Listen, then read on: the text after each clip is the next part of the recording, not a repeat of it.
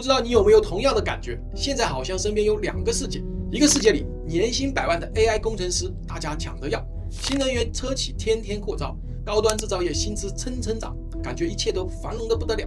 另一个世界呢，工地裁员，工厂缩编，外卖骑手越卷越多，工资不涨反降。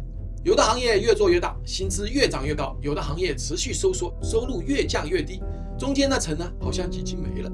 今年7月份，申万宏源赵伟团队发了一篇研报，叫做《就业去哪了》，里面有个数字非常扎眼：2025年全国就业总人数净减少了935万，其中建筑业几乎是没有争议的了。在就业吸收方面呢，表现最差，好像世界最悲惨的时期，莫过于10年前选专业的时候选了土木工程了。为什么呢？因为2025年建筑行业减少了762.3万个岗位，包括2024年也减少了821万，两者加起来超过1500万个岗位没了。那么问题来了，就业去哪了呢？答案是第三产业，而且是主要往低门槛的生活服务业里集中。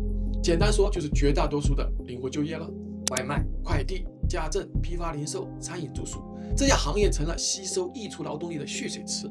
从工地下来的，从传统工厂出来的，因为技能不匹配，进不了高端制造，也进不了生产性服务业，最后都涌向了这些门槛最低的行业。但池子就这么大，进来的人越多，结果是怎么样？收入向下卷起来了。人多岗少，劳动力根本没有议价权，你不干，有的人干啊。所以这就是为什么有人觉得钱越来越难赚，不是你不够努力，是供给端的人实在太多了。但另一个世界是什么情况？人社部、工信部、教育部3个部门联合发布了《制造业人才发展规划指南》，测算2025年我国的制造业10大重点领域的人才需求缺口接近3000万人，缺口率高达48%。在外卖骑手、网约车司机越来越多的时候，这些高端制造岗位，工厂天天在喊招不到人。为什么会有这么奇怪的现象发生呢？因为制造业今天缺的早就不是那些只会拧螺丝、能站流水线上的人了。车间升级了，设备数字化了，工艺精度也上来了，质量追踪更严格了。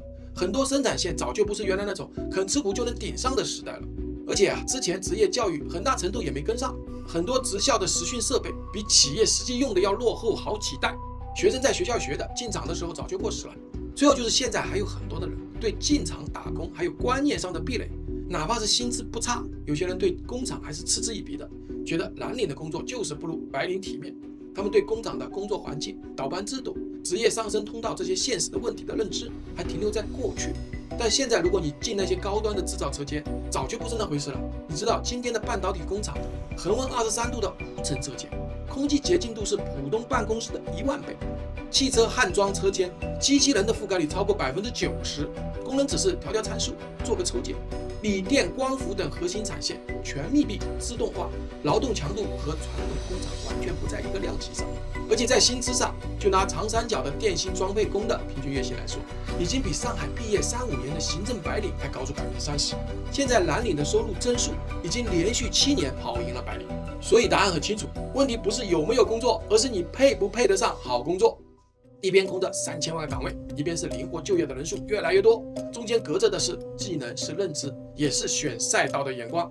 不是你闷头熬了多少个时长，付出了多少体力，而是你跟不跟得上产业升级的节奏，踩不踩得准时代发展的节点。很多的时候，或许选对了方向和赛道，比埋头苦干重要100倍。我是鲁克，欢迎关注碧海，我们一起来看通天下财经。